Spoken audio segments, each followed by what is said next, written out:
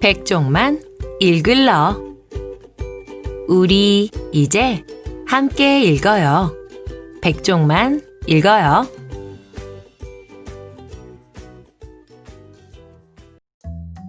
귓속말 금지구역. 김선희 지음. 살림 어린이. 소곤소곤 소곤소곤. 지연이가 나를 힐끔 보았다. 또다시 몸속에 송충이가 지나갔다. 귓속말을 하면서 예린이가 나를 노려보았다. 이번에는 더 큰 송충이가 머릿속을 가로질러 지나갔다. 지연이가 나를 한심하다는 듯한 눈빛으로 쳐다보았다. 저런 애를 회장이라고 뽑아놨으니 정말 한심해. 뭐 하나 제대로 하는 게 없어. 이제라도 회장 자리를 내놓는 게 어때? 이런 말들이 귓불을 간지리며 벌레처럼 내 귓속으로 파고들었다. 정겨운 귓속말이 친구를 왕따시키는 무서운 무기로 변하다니. 이제부터 상대방을 힐끔거리며 귓속말을 하는 건 절대 금지야. 김선희. 어려서부터 혼자 상상하는 거 하나는 잘했어요. 주로 하늘을 나는 상상을 했죠. 작가가 되는 것은 하늘을 나는 것과 함께 가장 오래 지녀온 꿈입니다. 어린 시절은 평범했지만 가장 잘했던 상상 덕분에 지금까지 글을 쓰고 있습니다. 앞으로 할머니가 될 때까지 글을 쓰고 싶은 꿈을 가지고 있습니다. 흐린 후 차차 개무로 2001년 황금 도깨비상을 받았고 그동안 지은 책으로는 소원을 들어주는 선물, 여우비, 눈물 맛은 짜다, 예담이는 12살에 1,000,000원을 모았어요 등이 있습니다. 나는 귓속말이 싫어. 나는 세상에서 귓속말이 가장 싫다. 내 앞에서 누군가 귓속말을 하면 기분이 비참해진다. 특히 힐끔거리면서 귓속말을 하면 죽을 만큼 괴롭다. 당해보지 않은 사람은 모른다. 상대방이 온통 내 이야기를 하는 것 같고 내 욕을 하는 것 같다. 머리카락이 쭈뼛쭈뼛 서고 온몸에 오싹오싹 소름이 돋는다. 숨이 막혀오고 등에서는 식은땀까지 난다. 상대방에 대한 예의가 조금이라도 있으면 상대방을 힐끔거리며 귓속말을 해서는 안 된다. 비록 상대 얘기를 하지 않더라도 말이다. 우리 학교에서 예린이만큼 귓속말을 잘하는 애는 없다. 귓속말 대회가 있다면 당연히 예린이가 챔피언이 됐을 거다. 예린이가 귓속말을 하기 시작한 것은 회장 선거가 있던 날부터였다. 회장에 나오려면 설득력 있게 자신의 공약을 잘 전달해야 한다. 아무리 능력이 있고 리더십이 뛰어나도 앞에 나가서 벌벌 떨거나 할 말도 제대로 하지 못하면 아이들은 표를 주지 않는다. 그래서 선거 연설을 하기 위해 학원에 다니면서 말하는 법을 배우는 아이도 있다. 소문에 의하면 예린이도 무명의 한 개그맨이 운영하는 스마일 스피치 학원 속성반에 다녔다고 한다. 솔직히 나도 스피치 학원에 다니고 싶었다. 엄마한테 말했다가 본전도 못 찾을 것 같아 포기했지만 말이다. 다른 애들은 회장 선거에 나간다면 엄마들이 발벗고 나서서 도와준다. 학교에 피자나 통닭을 사와서 반 전체에 돌리기도 한다. 나도 예린이 엄마가 돌린 피자를 몇 번 얻어먹었다. 우리 엄마처럼 나한테 무관심한 엄마도 없을 거다. 내가 회장 선거에 나간다고 하자 엄마는 정말 귀찮다는 표정으로 그런 거 꼭 해야 되겠니? 하고 말했다. 세상에 어이가 없어서. 나는 내 모든 걸 걸고 회장 선거에 나가려는데 엄마한테는 고작 그런 거였다니. 솔직히 난 엄마한테 불만이 많다. 엄마는 내 학교 생활에는 전혀 관심이 없다. 다른 엄마들은 학기 초에 수시로 학교에 드나드는데 우리 엄마는 단 한 번도 학교에 안 왔다. 물론 엄마가 직장에 다니기 때문에 시간을 낼 수 없어 못 오는 건 이해한다. 그런 것도 이해하지 못할 만큼 난 못된 딸이 아니다. 하지만 적어도 관심은 가져줘야 한다. 딸이 회장 선거에 나간다면 기특해서라도 장하다 우리 딸. 뭐 필요한 거 없니? 말만 해. 다 해줄게. 하고 말하는 게 정상 아닌가? 정 내키지 않으면 빈말이라도 연설은 어떤 내용으로 할 거니? 하고 물어줘야 하는 거 아니야? 하지만 엄마는 그런 거 꼭 해야 되겠니? 라는 질문 같지도 않은 질문을 한 뒤로 회장 선거에 대해서는 더 이상 아무것도 묻지 않았다.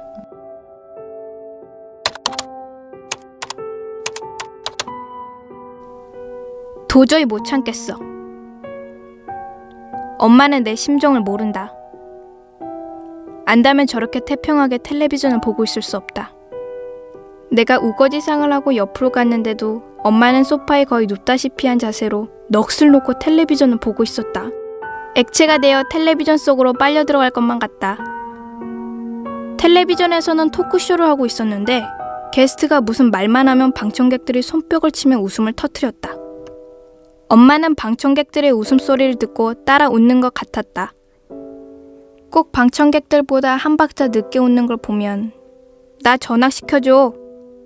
그때 마침 게스트가 터뜨린 농담에 방청객들이 손뼉을 치며 웃어댔다. 엄마도 한 박자 늦게 웃기 시작했다. 텔레비전을 보고 있는 엄마 얼굴은 정말 바보 같다. 텔레비전을 바보 상자라고 하는 이유를 알겠다. 엄마는 내 말을 못 들은 것 같았다. 들었다면 저렇게 아무런 반응이 없을 리가 없다. 나는 텔레비전을 가로막고 서서 큰 소리로 말했다. 나 전학시켜달라고! 그제야 엄마가 나를 천천히 올려다보았다. 도무지 무슨 말인지 영문을 모르겠다는 표정이다. 나는 또박또박 다시 말했다. 다시 말해줘? 나 전학 갈래. 다른 학교로. 엄마가 자세를 고쳐 앉았다. 벌어졌던 입도 다물었고 눈빛도 어느 정도 제자리를 찾았다. 난 또 뭐라고? 넌 학교가 뭐 학원인 줄 아니? 마음에 안 들면 여기저기 바꾸게. PK 얘. 솔직히 말하면 나는 몇 날 며칠을 고민해서 내린 결론이었다. 더 이상 이 학교에 다닐 수 없다. 더 다녔다가는 내 영혼이 말라 비틀어져 바람에 후루룩 날려가 버릴 것만 같다. 어쩌면 정신이 이상해져서 정신병원에 입원해야 할지도 모른다. 나한테는 목숨이 왔다 갔다 할 정도로 심각한 문제였다. 이 학교에서 탈출하지 않으면 난 살 수가 없다. 그런데 엄마는 내 고민 따위에는 전혀 관심도 없다는 표정으로 다시 바뀌었다. 이번에는 애원하듯이 말했다. 이 학교 도저히 못 다니겠어. 전학시켜줘. 그렇게 쉽게 학교를 바꿀 수 있는 거면 난 직장을 수천 번도 더 바꿨겠다. 지금 학교 얘기를 하고 있는데 엄마 직장 얘기는 왜 나온지 모르겠다. 나는 양팔을 벌려 텔레비전을 가렸다. 엄마가 고개를 여기저기로 돌려 텔레비전을 보았다. 두 다리까지 쫙 벌려 텔레비전을 막았다. 엄마가 포기한 듯 소파에 몸을 깊숙이 묻으며 말했다. 도대체 왜 그래? 비키라니까. 엄마는 내 말보다 저런 사람들이 하는 시시껄렁한 말장난이 더 중요해? 내가 얼마나 심각한지도 모르면서? 엄마는 내 마음을 모른다. 아니, 알려고도 하지 않는다. 엄마한테 중요한 건 드라마 속의 남자 주인공이 돈 많은 현재의 여자를 선택하느냐, 사랑하는 과거의 가난한 여자를 선택하느냐, 토크쇼에 나온 남자 연예인이 과거 누구랑 사귀었느냐, 그런 걸 알아내는 거다. 그걸 알면서도 내가 엄마한테 뭘 기대하는지 모르겠다. 뭐가 문제야? 학교에서 무슨 일 있었어? 왜 잘 다니는 학교는 전학 간다고 그래? 자, 말해봐. 뭔데? 사랑 기운 다 빠지게 해놓고 이제 와서 관심 있는 척하면 내가 술술 고민을 말할 줄 알았나? 됐어, 관둬. 엄마랑은 말 안 해. 늘 이런 식이다. 내 방으로 들어가 문을 잠가버렸다. 엄마는 더 이상 문을 두드리지 않았다. 거실에서는 아까보다 더 큰 박수 소리와 여자들의 환호성 소리가 들려왔다. 밤 10시가 넘어서 아빠가 들어왔다. 엄마한테 무슨 얘기를 들었는지 아빠가 내 방으로 들어와 근심이 가득한 표정으로 물었다. 학교에서 무슨 일이 있었어? 엄마한테 전학시켜달라고 했다면서. 또 울컥해진다. 요즘 왜 이렇게 자꾸만 눈물이 나오려고 하는지 모르겠다. 아마도 눈물을 관장하는 내 어느 한 부분이 그 기능을 상실한 것 같다. 목구멍까지 올라오는 울음을 꾹 눌러 참고 말했다. 지금 학교는 너무 안 좋아. 나쁜 애들도 많고. 아빠가 심각한 얼굴로 나에게 가까이 다가왔다. 나는 침대에 앉아 두 다리를 모으고 벽에 기대 앉았다. 아빠한테라면 말할 수도 있을 것 같다. 엄마와는 달리 아빠는 내 이야기를 잘 들어주고 나한테 관심이 많으니까. 아빠가 다정한 목소리로 물었다. 요즘 학교 다니기 힘들어? 나는 아무 말 없이 고개만 끄덕였다. 내가 무슨 말을 해도 내 마음을 다 말하지는 못할 것이다. 그러니 차라리 말하지 않는 편이 낫다. 아빠가 다시 물었다. 이제 솔직히 말해봐. 친구 때문이니? 아빠 앞이지만 자존심이 상했다. 내가 그까짓 예린이 같은 애 때문에 학교를 그만둔다면 아빠는 뭐라고 할까? 나는 입을 꽉 다물어 버렸다. 아빠가 내 손을 잡고 말했다. 왜 힘들어? 나는 고개를 숙인 채 기어들어가는 목소리로 말했다. 전학 가고 싶어. 전학 가면 회장 자리 내놓아야 하는데? 이름뿐인 회장. 이제 회장 소리는 듣기만 해도 지긋지긋하다. 괜찮아. 말해봐. 도대체 무슨 일 있었니? 이제 무거운 짐을 내려놓고 싶다. 아빠라면 내 짐을 함께 들어줄 수 있을 거라고 생각했다. 나는 그동안 학교에서 있었던 일을 모두 얘기했다. 아빠는 신중하게 내 이야기를 들어주었다. 내 얘기를 듣는 동안 아빠 얼굴이 계속 변했다. 어떤 때는 영문을 모르겠다는 표정이었고 어떤 때는 화가 나서 입술이 바르르 떨렸다. 얘기를 하면서 조금씩 내 마음이 가벼워졌다. 피자 얘기까지 다 하고 났을 때 날아오를 것처럼 마음이 홀가분했다. 아빠 표정이 어두워졌다. 아빠는 길게 한숨을 내쉬고 나서 말했다. 우리 딸 정말 힘들었겠구나. 내가 아빠한테 듣고 싶은 말은 위로가 아니다. 내가 정말로 듣고 싶은 말은 이거다. 그 못쓸 놈의 학교 같은 이라고. 그래, 내일 당장 전학을 가자. 이거다. 내가 회장이 돼서 반 아이들과 잘 지낼 때는 몰랐는데 이렇게 구석에 몰리고 나니까 가장 많이 생각나는 건 윤신이 뿐이다. 윤신이는 내가 고민을 얘기하면 말없이 들어주었다. 늘 그랬다.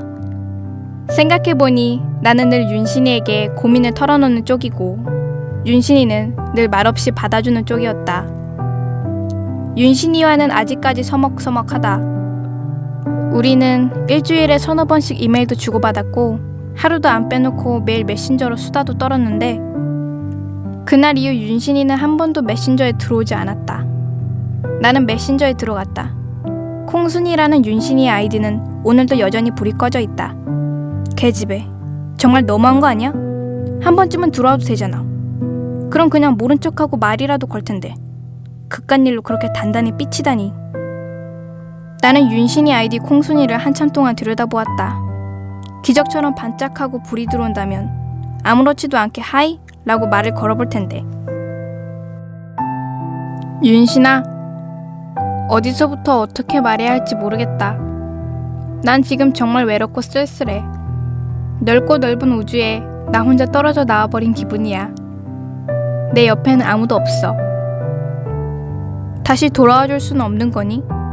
메모장에 그렇게 적고 나서 후다닥 지워버렸다. 내가 왜 이러지? 자존심도 없나?